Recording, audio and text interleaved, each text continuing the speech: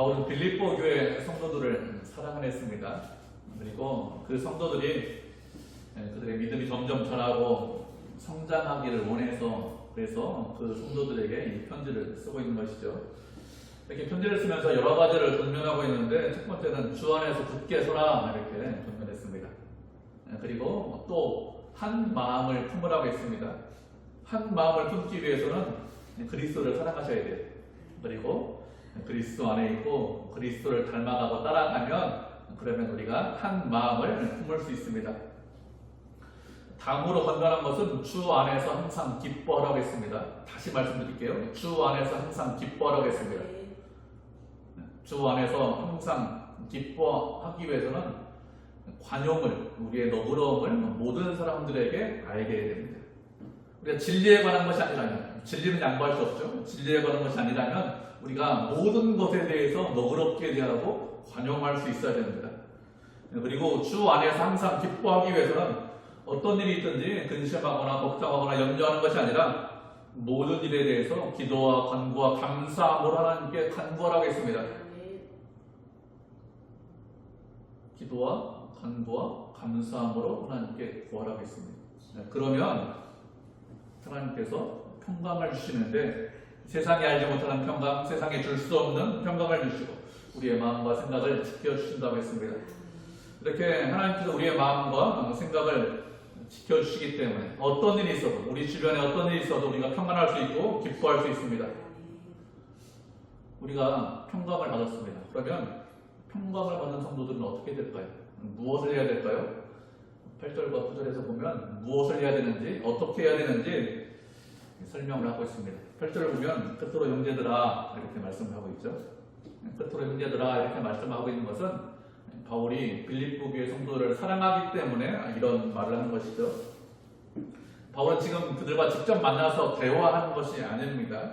편지를 통해서 자신의 말을 전하는 것이죠. 짧은 지면이니까 4장밖에 안 되는 짧은 지면에 모든 것을 다 말할 수 없겠죠. 직접 만나서 대화하면 이런저런 이야기, 하고 싶은 이야기 다 하지만 그런 상황이 아니기 때문에 성도들에게 가장 중요하고 가장 핵심적인 내용을 잘 정리해서 그래서 편지를 보내고 있는데 빌립보 교회 성도들에게 형제들이라고 말을 하고 있습니다. 사도이기 때문에 사도의 위치에서 권면할 수 있죠. 그런데 사도의 위치에서 권면하는 것이 아니라 형제라고 생각해서 권면하고 있습니다. 형제는 누가 형제죠? 이 부모가 같은 사람이 형제입니다. 성도들을 사랑해서 형으로, 동생으로, 누나로 이렇게 다 생각해서 그래서 권면을 하고 있는데 하나님의 평강을 입은 사람들이 무엇을 행해야 되는지 어떻게 살아야 되는지 말씀하고 있습니다. 첫 번째는 말씀하는 것이 무엇인지 참되며 이렇게 말씀하고 있습니다. 참되다는 것은 겉과 속이 다르지 않다는 것입니다. 우리가 이 과일을 사다가 먹어보면 이렇게 맛있어 보이는데 집에서 먹어보니까 맛이 없는 그런 과일이 있죠. 수박 같은 경우는 아예 속을 못 보죠. 두드려 보는 거 가지고도 맛을 알 수 없죠. 겉보기는 실제로 좋은 과일처럼 보이는데 그렇지 않은 경우가 종종 있습니다. 이건 겉과 속이 다른 것이죠. 과일이 겉과 속이 다르면 먹기 참 힘듭니다. 그런데 사람이 겉과 속이 다르면 어떨까요? 사람이 겉과 속이 다르면 그 사람은 참된 사람이 아니겠죠? 참된 사람은 겉과 속이 같아야 합니다. 그래야 참된 사람이겠죠? 우리가 말씀만 더 살펴보도록 하겠습니다. 마태복음 5장 33절로 37절입니다. 마태복음 5장 33절로 37절 신약성경 6페이지네요. 한 절씩 또 가고 마지막까지 써가도록 하겠습니다. 5장 33절입니다. 먼저 읽겠습니다. 또 옛사람에게 말한 바 헛맹세를 하지 말고 내 맹세한 것을 주께 지키라 하였다는 것을 너희가 들었으나 나는 너희에게 이르노니 오직 맹세하지 말지니 하늘로 하지 말라 이는 하나님의 보좌이니 땅으로도 하지 말라 이는 하나님의 발등상이며 예루살렘으로도 하지 말라 이는 큰 임금의 성임이요 내 머리로도 하지 말라 이는 내가 누구로도 보고롭게 할 수 없으니라. 읽겠습니다. 시작. 오직 너희 말은 옳다 아니라 아니라 이에서 지나는 것은 아무로부터 나느니라. 아멘. 예수님께서 제자들에게 맹세하지 말라, 겉된 맹세하지 말라 이렇게 말씀하셨습니다. 사람들이 맹세하는 이유가 무엇이죠? 맹세하는 것은 자신의 말이 진실하다 이것을 말을 하기 위해서 하늘에 두고 맹세한다 이렇게 이야기합니다. 자신의 말에 신뢰성을 더 부여하기 위해서 그렇게 맹세하는 것이죠. 그런데 그런 맹세를 하지 말라 이렇게 말씀하셨습니다. 말을 할 때 옳은 것은 언제나 옳다, 그런 것은 언제나 그러다 이렇게 말을 하라고 했습니다. 이에서 지나는 것은 악으로부터 난다고 했습니다. 악으로부터 난다는 것은 악하기 때문에 이런저런 변명을 한다는 것입니다. 옳은 것에 대해서 옳다라고 말하잖아요. 악한 것에 대해서 악하다고 말하지 않았습니다. 왜 그럴까요? 그 사람이 악하기 때문에 그렇게 하는 것입니다. 참과 거짓을 바꾸는 이유가 무엇이죠? 옳다는 것을 그러다고, 그러다는 것을 옳다고 하는 이유가 무엇이죠? 내 이익 때문에 그렇게 하는 것이죠. 우리는 이렇게 하지 않아야 합니다. 맹세해서 내 말의 신뢰성을 높이려고 하지 않아야 되겠죠. 언제나 옳은 것에 대해서 옳다, 잘못된 것에 대해서 잘못되었다 정확하게 말하면 그 사람은 신뢰할 수 있습니다. 참되다는 것이 무엇이죠? 참되다는 것은 겉과 속이 다르지 않다는 것입니다. 겉과 속이 같은 사람은 말이나 생각하는 것이 다르지 않습니다. 그래야 겉과 속이 같은 사람이죠. 그렇지 않고 생각하는 것이나 말하는 것, 그것이 상황이나 환경에 따라서 달라진다면 그 사람 참된 사람 아닙니다. 아, 저 사람 참된 사람 아닌 것 같아, 이렇게 생각하지 마세요. 내가 어떤지 보세요. 내가 참된 사람이냐 아니냐 이렇게 보셔야지. 아, 저 사람, 그런 뜻이 아닙니다. 나를 보라는 거예요. 참된 사람은 한결같은 사람입니다. 참된 사람은 말하는 거나 생각하는 것이 동일한 사람, 그 사람이 참된 사람입니다. 두 번째는 무엇이든지 경건하며 이렇게 말씀하고 있습니다. 경건하다는 것은 인격적으로 뛰어나고 훌륭한 것이 경건한 것입니다. 경건한 것에 대해서 하나님 앞에서 거룩하게 사는 것이 경건한 것이다, 이런 말씀이 있습니다. 디모데전서에 보면 바울이 디모데에게 권면하기를 의와 경건과 믿음과 사랑과 인내를 따라라 이렇게 권면을 하고 있어요.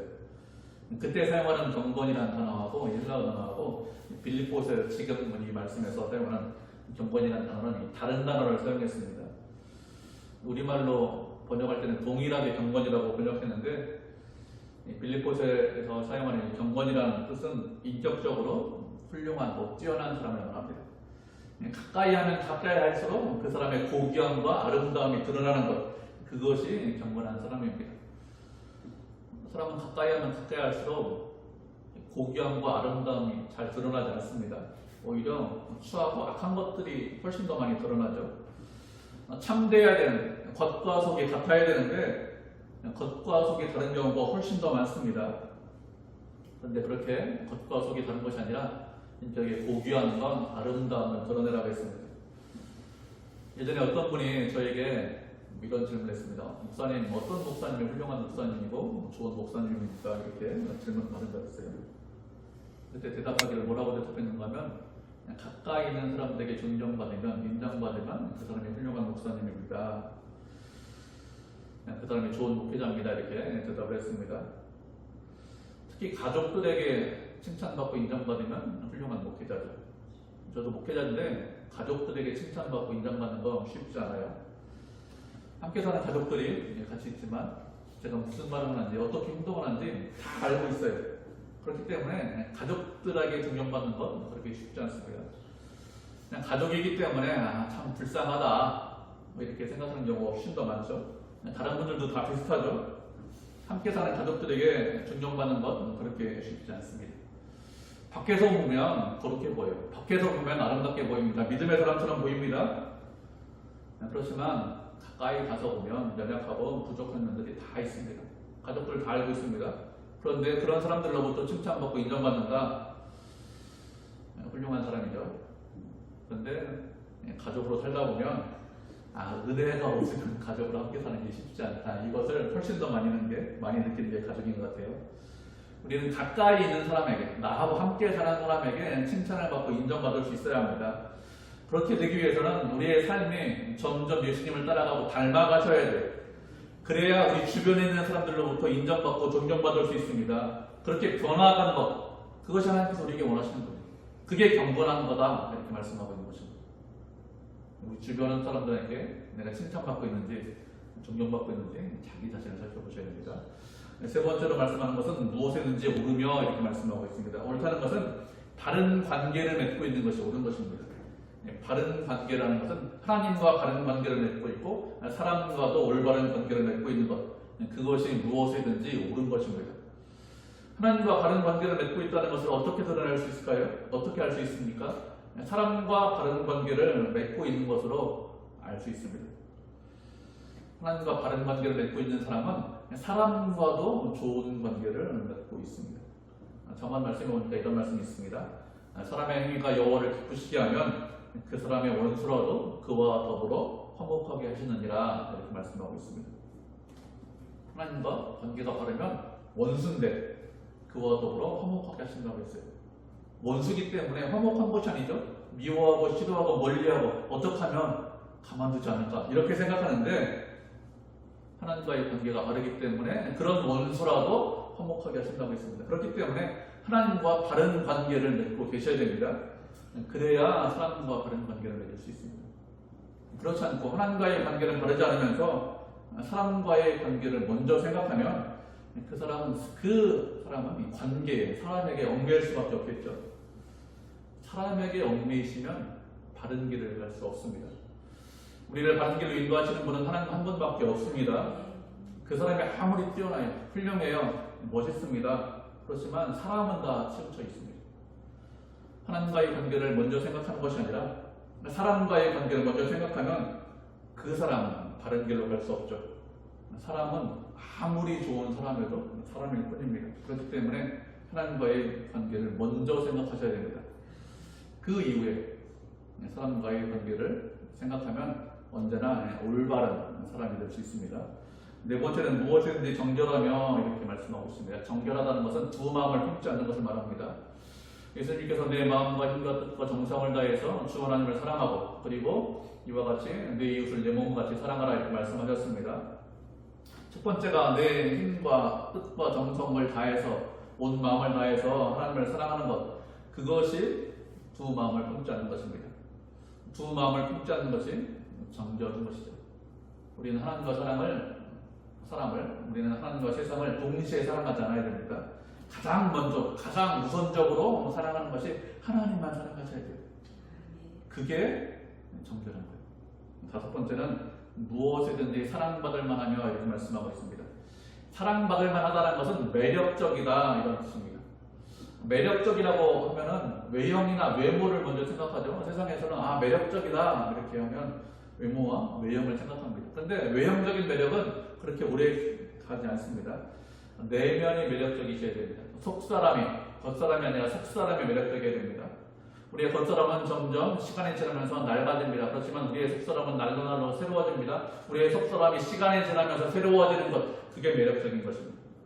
여섯 번째는 무엇이든지 칭찬받을 만하다고 했습니다. 칭찬받을 만하다는 것은 평판이 좋다, 이런 뜻입니다.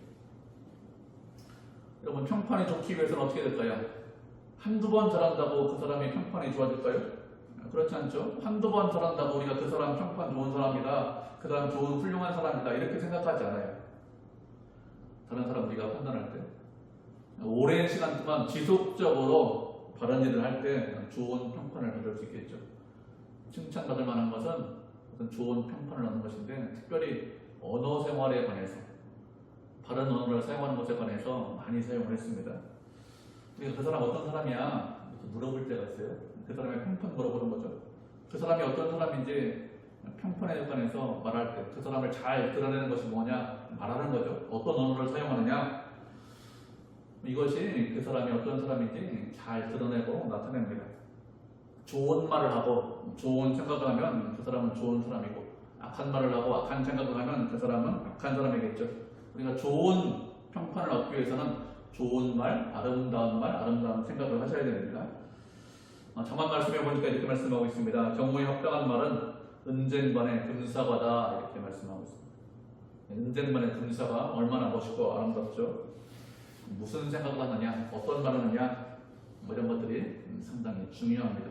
좋은 평판을 받기 위해서는 아름다운 생각과 아름다운 말을 하셔야 됩니다. 일곱째는 무슨 덕이 있든지 이렇게 말씀하고 있습니다. 덕이라는 것은 인격적으로 뛰어나고 훌륭한 것이 덕입니다. 여덟 번째는 무슨 기림이 있든지 이렇게 말씀하고 있는데 기림이라는 것은 칭찬과 칭송 이런 것을 말씀하고 있습니다. 덕이나 기림이라는 것은 인격적으로 뛰어나고 훌륭해서 인정받을 만하다, 칭송받을 만하다 이런 것들을 말하는데 이런 8가지 것들을 생각하라고 했습니다. 이런 것들을 생각하라는 것은 항상 마음에 담아두라는 것입니다. 잠깐 동안만 예배 시간에만 생각하는 것이 아니라 계속해서 생활하면서 언제든지 이런 것들을 생각하고 이런 것들을 마음에 담아두라는 것입니다. 그러면 어떻게 하면 이런 것들을 항상 우리의 마음에 담아둘 수 있을까요? 이런 것들을 항상 생각하고 마음에 담아두기 위해서는 언제나 그리스도 안에 계셔야 됩니다. 그리스도 안에 계시면서 그리스도의 마음을 품고 그리스도를 따라가면 이런 것들을 생각할 수 있습니다. 성령을 따라 행하면 육체의 욕심을 이루지 않는다고 했습니다. 그 반대로 그리스도 안에 있는 것이 아니라 그리스도와 무관하게 살고 있으면서 그리스도와 멀리 떨어져 있으면서 이런 일들을 행하겠다 이렇게 되면 어떻게 되죠? 그 사람은 율법주의자가 됩니다. 도덕적인 삶을 사는 것으로 나는 스스로 거룩하다 이렇게 생각합니다. 예수님 안에 있지 않기 때문에 예수님과 멀리 떨어져 있기 때문에 그렇게 생각하는 것입니다. 예수님과 멀리 떨어져 있으면서 내가 거룩하게 살 수 있다 예수님 생각을 한 번도 하지 않으면서 그것은 어리석은 생각입니다. 당연히 율법주의자가 됩니다. 바울이 말하는 것은 언제나 그리스도 안에서 그리스도와 함께 생활하는 것이 가장 우선입니다. 그렇게 늘 주님과 함께 있으면 그러면 이런 것들을 계속해서 마음에 담아둘 수 있습니다. 이렇게 주님과 함께 있을 때 거룩하게 살 수 있습니다. 인간적인 노력과 열심으로 되는 것이 아닙니다. 주님 안에 있는지 주님과 함께 있는지를 늘 생각하셔야 돼요. 그렇지 않으면 이런 것들을 그냥 행하겠다 생각하면 이런 것들에 얽매이고 결국에는 율법이 우리를 올가매는 그런 삶이 되겠죠. 그렇기 때문에 그리스도와 함께 생활하셔야 됩니다. 이렇게 생각하라 이렇게 말하는 바울은 9절을 보면 빌립보 성도들에게 너희는 내게서 배우고 받고 듣고 본 바를 행하라고 했습니다. 바울은 그리스도의 마음을 품고 지속적으로 그리스도 안에서 생각하라고 했습니다. 그리고 생각하는 것으로 끝나는 것이 아니라 생각했으면 어떻게 하라고요? 이제는 행하라고 했습니다. 생각으로 끝나는 것이 아니라 행동으로 옮기셔야 됩니다. 무엇을 행동으로 옮겨야 되죠? 구절을 보면 자신에게 배우고 받고 듣고 본 바를 행하라고 했습니다. 빌립보 성도들은 바울에게서 배웠어요. 무엇을 배웠을까요? 예수 그리스도에 대해서 배웠습니다. 복음에 대해서 배웠습니다. 예수님에 대해서 배운 대표적인 말씀이 빌립보서에서 있습니다. 여러 가지 말씀이 있겠지만 우리가 빌립보서 말씀 찾아보도록 하죠. 빌립보서 2장 5절부터 11절까지 말씀 한 절씩 보도록 하겠습니다. 마지막으로 합독하고요. 신약성경 318페이지네요. 빌립보서 2장 5절부터 11절까지 말씀 먼저 읽겠습니다. 너희 안에 이 마음을 품으라. 곧 그리스도 예수의 마음이니 그는 모든 하나님의 형체시나 하나님과 동등됨을 취할 것으로 여기지 아니하시고 오히려 자기를 비워 종의 형체를 가지사 사람들과 같이 되셨고 사람의 모양으로 나타나 사람 자기를 낮추시고 죽기까지 복종하셨으니 곧 십자가에 죽으시니라. 이러므로 하나님이 그를 지극히 높여 모든 이름 위에 뛰어난 이름을 주사 하늘에 있는 자들과 땅에 있는 자들과 땅 아래에 있는 자들로 모든 무릎을 예수의 이름에 꿇게 하시고 11절 하시겠습니다. 모든 입으로 예수 그리스도를 주라 시인하여 하나님 아버지께 영광을 돌리게 하셨느니라. 아멘. 바울은 성도들에게 그리스도 예수의 마음을 품으라 이렇게 말하면서 예수님께서 누구신지 또 어떤 마음으로 어떤 일을 하셨는지 아주 짧은 지면에 잘 설명을 하고 있습니다. 예수님은 하나님과 동일한 분이시죠. 동일한 본체를 갖고 계신데 하나님과 동등됨을 취할 것으로 여기지 않으셨다고 했습니다. 사람들은 자신이 권리가 있으면 그 권리를 최대한 누리려고 합니다. 최대한 이용하려고 하는데 예수님께서는 그렇게 하지 않으셨습니다. 하나님이시지만 오히려 자신이 종이 되었습니다. 모든 것을 다 내려놓고 종의 형체를 가지고 인간으로 사람으로 이 땅에 오셨습니다. 이 땅에 오신 것으로 끝나는 것이 아니라 스스로를 낮추시고 죽기까지 복종하셨습니다. 십자가를 지셨는데 하나님의 뜻을 아버지의 뜻을 이루기 위해서 십자가를 지셨죠. 우리를 사랑해서 이렇게 스스로 십자가를 지셨는데 이런 그리스도의 마음을 가지라고 하셨습니다. 이렇게 예수님께서 이 땅에 오셔서 우리의 죄를 위해서 십자가에 피 흘려 돌아가셨는데 이런 예수님을 아버지 하나님께서 다시 살리셨습니다. 그리고 모든 이름 위에 뛰어난 이름을 주셨죠. 그래서 하늘에 있는 자들이나 땅 아래에 있는 자들이나 예수님의 이름 앞에 모두 다 무릎을 꿇게 하셨습니다. 그리고 모든 입술이 예수님을 주님이라고 주인이라고 시인해서, 우리도 그렇게 시인하고 있죠. 모든 세상의 모든 입술이 시인해서 하나님께 영광을 돌리게 하셨습니다. 우리가 믿고 있는 예수님, 우리가 의지하는 예수님이 어떤 일을 행하셨는지, 어떤 마음을 가지고 있는지 이것을 아주 핵심적으로 잘 설명하고 있습니다. 이렇게 빌립보 교회 성도들은 바울에게서 예수님이 누구신지, 어떤 마음으로 어떤 일을 하셨는지 이렇게 배웠습니다. 그리고 바울에게서 받았다고 했습니다. 바울이 빌립보서를 쓸 당시에는 신약 성경이 완전히 완성된 것이 아니죠. 그래서 그 당시에는 선지자도 있고, 그리고 바울은 사도이기 때문에 하나님께로부터 직접 받은 것들이 있습니다. 그렇게 받은 것들이 있는데 이렇게 받은 것들을 성도들에게 전했습니다. 그래서 받았다 이렇게 말을 하고 있는 것이죠. 그리고 듣고 보았다고 했습니다. 들었다는 것은 설교 말씀을 들었다는 것이고, 보았다는 것은 삶을 보았다는 것이겠죠. 바울은 사도가 된 이전과 이후의 삶은 완전히 바뀐 삶을 살았습니다. 사도가 되기 이전에는 바리새인입니다. 율법주의자입니다. 율법을 중시해서 율법대로 살았습니다. 그런데 다메섹에서 예수님을 만난 이후부터는 율법주의자로 살지 않았습니다. 율법주의자로 살면 멸망의 길로 갈 수밖에 없습니다. 율법주의자가 아니라 완전히 다른 삶을 살았습니다. 예수님의 은혜로 새로운 생명을 받았기 때문에 완전히 새로운 피조물이 되었습니다. 예수님을 따라가고 닮아가는 그런 삶을 살았죠. 이렇게 자신이 그리스도를 따라가고 닮아가는 삶을 살았기 때문에 성도들에게 내게 배우고 받고 듣고 본 바를 행하라고 했습니다. 자신처럼 살라는 거예요. 자신을 모델로 삼으라는 것입니다. 눈에 보이는 것이 바울이 모델이 눈에 보이기 때문에 바울이 어떻게 살았습니까? 그리스도를 본받는 삶을 살았습니다. 예수님을 본받는 자신처럼 너희들도 나처럼 예수님을 본받으라 이렇게 말을 하고 있는 것이죠. 바울의 기준, 바울의 표준은 언제나 예수님이 기준이고 예수님이 표준입니다. 세상의 어떤 윤리나 도덕이나 철학이나 교육이나 어떤 풍조나 흐름 이런 것들이 기준이 아니에요. 세상 사람들이 그렇게 사니까, 세상의 철학이니까, 세상의 언론이 떠드니까 그렇게 사는 것이 아니라 예수님이 기준이고 예수님이 표준입니다. 바울이 그렇게 살았듯이 우리도 그렇게 살아야 되겠죠. 예수님을 본받고 예수님을 따라가는 삶을 사셔야 됩니다. 그렇게 본받고 따라가는 것, 그게 하나님의 뜻입니다. 8절에서는 뭐라고 했죠? 그리스도 안에서 생각하라고 했습니다. 9절에서는 생각하는 것으로 끝나는 것이 아니라 이제는 행하라고 했습니다. 6절에서는 뭐라고 했습니까? 우리가 본문은 안 읽었지만 아무것도 염려하지 말고 감사함으로 기도하라, 간구하라고 했습니다. 우리가 주님 안에서 거룩하게 살기 위해서 필요한 것들이 무엇이죠? 가장 먼저 하는 것이 6절에서 기도하는 것이고, 그 다음에 그리스도 안에서 생각하고 그 이후에 그리스도 안에서 행하는 것입니다. 이렇게 세 가지를 해야 그래야 우리가 거룩하게 살 수 있습니다.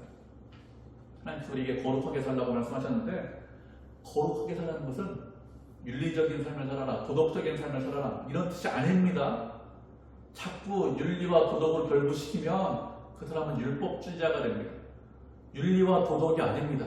우리가 말씀 한 구절 살펴보도록 하겠습니다. 누가복음 17장 1절로 4절입니다. 누가복음 17장 1절로 4절, 신약성경 123페이지 한 절씩 교독하도록 하겠습니다. 누가복음 17장 1절로 4절입니다. 빼셨죠? 누가복음 17장 1절입니다. 제가 먼저 읽겠습니다. 예수께서 제자들에게 이르시되 실족하는 것이 없을 수는 없으나 그렇게 하게 하는 자에게는 화로다.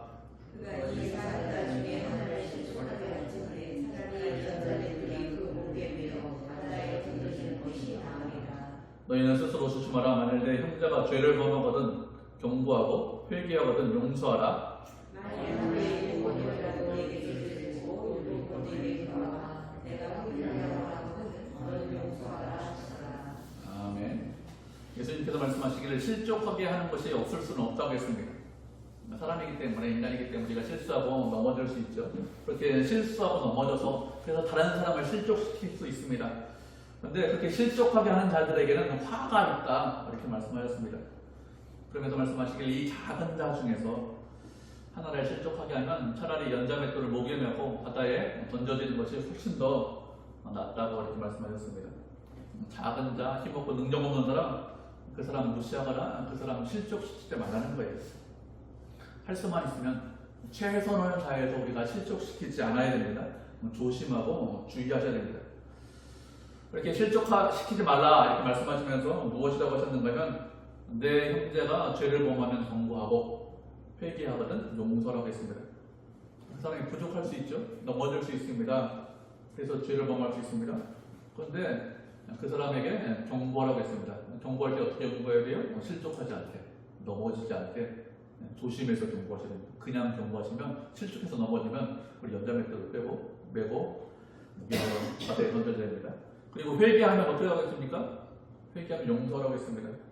얼마만큼 용서하죠?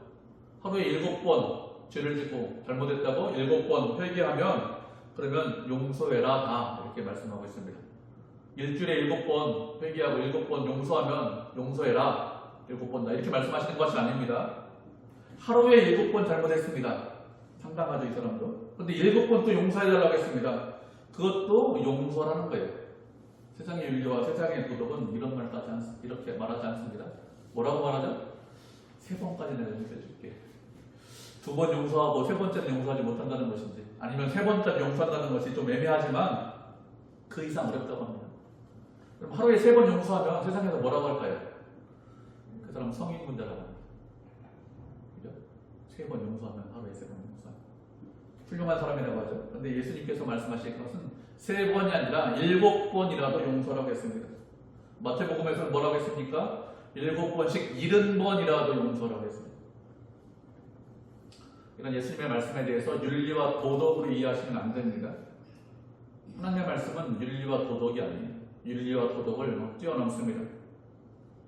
하나님께서 우리가 회개하면 하루에 7번 회개하면 7번 용서해 주십니다. 7번이 아니라 7번씩 70번씩 회개해도 하나님께서 그렇게 다 용서해 주십니다. 왜요? 우리를 사랑하시고 우리를 위하시고 우리와 함께 하시기 때문에 용서하시는 것이죠. 주님의 말씀을 이해할 때는 언제나 주의 마음을 가지고 그리스도 안에서 그리스도의 마음을 가지고 말씀을 이해하셔야 됩니다. 그렇기 때문에 주님의 마음을 갖고 말씀을 이해하고 적용하기 때문에 율법적으로 적용할 수가 없어요. 옳은 것이 언제나 옳은 것이 아닙니다. 분명히 그것이 옳습니다. 그렇지만 참고 기다리고 인내해야 될 때가 있습니다. 옳기 때문에 그래 이게 옳은 거야. 그래서 그 사람의 잘못을 드러내고 들춰내고 얼마든지 세상은 벌줄 수 있습니다. 그렇지만 예수님은 그렇게 하지 않으셨어요. 예수님은 우리의 모든 죄를 용서해 주셨습니다. 만약에 용서하지 않고 다 잘못을 드러내면 다 우리가 벌써 지옥에 가 있어야 되죠. 하나님께서 우리를 사랑하셨기 때문에 용서하셨기 때문에 우리가 어떻게 됩니까? 우리도 용서하셔야 됩니다. 그래서 용서가 안 되니까 그래서 기도하고 생각하고 그리고 행하라 이렇게 말씀하는 것입니다. 기도하고 생각하고 행해야 그래야 우리가 거룩하게 살 수 있습니다. 예수님의 마음이 어떤 마음인지 우리가 알 수 있습니다. 기도하는 것이 시작이에요. 기도하셔야 됩니다. 가장 먼저 주님 앞에 나와서 기도해야 됩니다. 그 이후에 생각하셔야 됩니다. 생각하라는 것은 묵상하라는 뜻입니다. 하나님이 어떤 분인지 하나님께서 이렇게 말씀하셨는데 이 말씀의 뜻이 무엇인지 그리스도의 마음이 무슨 마음인지 이것을 묵상하시고 생각하시고 그리고 행동하셔야 됩니다. 이렇게 행동하시면서 우리의 삶 가운데서 하나님의 뜻이 무엇인지 발견하셔야 됩니다. 우리는 기도하는 것에 대해서 이렇게 생각해요. 내가 원하는 것, 바라는 것이 있는데 그 소원을 관철시키는 것이 기도다 이렇게 생각할 수 있는데 그렇지 않습니다. 기도를 통해서 변해야 되는데 무엇이 변하고 누가 변할까요? 내가 변해야 됩니다. 하나님의 뜻이 기도를 통해서 우리의 삶 가운데서 이루어지는 것이 기도입니다. 그렇기 때문에 가장 먼저 기도하라고 하는 거예요. 그리고 묵상하고 행해서 누가 변하죠? 내가 변해야 됩니다. 하나님께서 우리에게 원하시는 것은 내가 변하기를 원하십니다. 저 사람 변해야 돼. 뭐 저 정치인 변해야 돼. 여러분 그게 아닙니다. 그게 아니에요. 내가 세상 사람이 어떻게 살든지 그 신경 쓰지 마세요. 내가 하나님 앞에서 내가 어떤 사람이냐, 내가 참된 사람이냐, 정말 매력적이냐, 내 속사람이 새롭게 되느냐, 매일매일 새로워지느냐 자꾸 보셔야 돼요. 다른 사람이 아닙니다. 다른 사람이라고 생각하면 하나님의 말씀을 잘못 적용하는 거, 나한테 적용하셔야 돼요. 이렇게 기도하고 생각하고 행하면 어떻게 된다고 했습니까? 평강의 하나님께서 너희와 함께 하신다고 했습니다. 우리가 아무것도 염려하지 않고 기도와 간구와 감사함으로 하나님께 아뢰면 평강의 하나님께서 우리의 마음과 생각을 지키신다고 했어요. 1절에서. 그런데 9절에서는 이렇게 기도하고 생각하고 행하면 평강의 하나님께서 함께 하신다고 했습니다. 그럼 평강의 하나님께서 함께 하신다고 말하는 이유가 무엇일까요? 이렇게 말씀하시는 것은 말씀대로 기도했는데도 불구하고 우리 안에 평강이 임하지 않기 때문에 그렇습니다. 말씀대로 기도했어요. 그죠? 감사함을 하나님께 아뢰었습니다. 간구했습니다. 하나님께 영광을 돌리면서 찬송했습니다. 그런데 여전히 우리 안에 평강이 없는 그런 경우도 있죠. 기도했는데 불안할 수 있습니다. 기도했는데 초조할 수 있습니다. 이렇게 되는 이유가 무엇일까요? 우리의 생각, 우리의 가치관이 바뀌지 않기 때문에 그렇습니다. 우리는 생각을 바꾸셔야 돼요. 가치관을 바꾸셔야 됩니다. 세상적인 관점, 인간적인 관점으로 환경과 상황을 바라보지 않으셔야 됩니다. 그러면 인간적인 관점으로 바라보면 아무런 소망이 없어요. 무슨 소망이 있겠습니까? 우리가 10,000명이 모이면 소망이 있겠습니까? 사람이 10,000명 모이면? 그리스도가 없는데요? 그렇게 생각하지 마세요. 그리스도가 없으면 아무것도 아닙니다. 주님께서 온 세상의 주인이십니다. 주님이 주인이라는 것을 믿고 의지해야 됩니다. 그러면 불안하지 않아요. 환경이 바뀌어도 상황이 바뀌어도 염려하지 않습니다. 그렇지 않으면, 가치관이 바뀌지 않으면, 우리의 생각이 바뀌지 않으면 기도했는데도 불안할 수밖에 없어요. 왜 생각이 안 바뀌었는데? 하나님께서 우리에게 원하시는 것은 우리가 생각을 바꾸기를 원하십니다. 우리를 바꾸기를 원해서, 그래서 구원하신 이후에도 이 땅에 남겨주시는 거예요. 그렇지 않으면 천국 데려가시면 얼마나 편할까요? 얼마나 좋을까요? 고생할 이유가 없습니다. 그런데 안 바뀌어요. 천국에 데려가면. 하나님의 자녀답게, 하나님의 백성답게 우리를 바꾸기를 원하십니다. 그래서 이 땅에 남겨주시는 것입니다. 세상과 환경에 휘둘리는 것이 아니라 세상과 환경이 어떻게 변하든지 주님을 사랑하고 주님을 굳게 의지하는 주의 백성, 주의 자녀가 되기를 원하십니다. 그래서 우리가 변해서 하나님께 영광 돌리기를 원하십니다. 우리는 새로운 생명을 받은 새로운 피조물입니다. 세상 사람들과 완전히 다르게 살아야 되고 새롭게 창조되었습니다. 무슨 의미인지 아셔야 돼요. 세상 사람이 아닙니다. 그런 가치관으로 살면 안 됩니다. 그게 멸망의 길이고 그게 하나님을 알지 못하는 거예요. 새로운 피조물, 새롭게 창조된 사람들입니다. 모든 것이 주님 안에 있습니다. 주님 안에서 주님을 따라가고 닮아가고 주님과 함께 해야 됩니다. 그러면 평강의 하나님께서 우리와 함께 하십니다. 평강의 하나님께서 우리의 마음과 생각을 지켜주십니다. 걱정하고 염려하고 근심하는 것이 아니라 하나님께서 우리와 함께 하시는데 걱정하고 염려하십니까? 믿음이 없는 거죠. 생각을 바꾸셔야 됩니다. 세상이 아닙니다. 새로운 피조물이라는 것을 알고 주님 안에서 주님께서 주시는 평강과 은혜를 누리는 그런 성도, 그런 교회가 되기를 주님의 이름으로 축복을 드립니다. 네.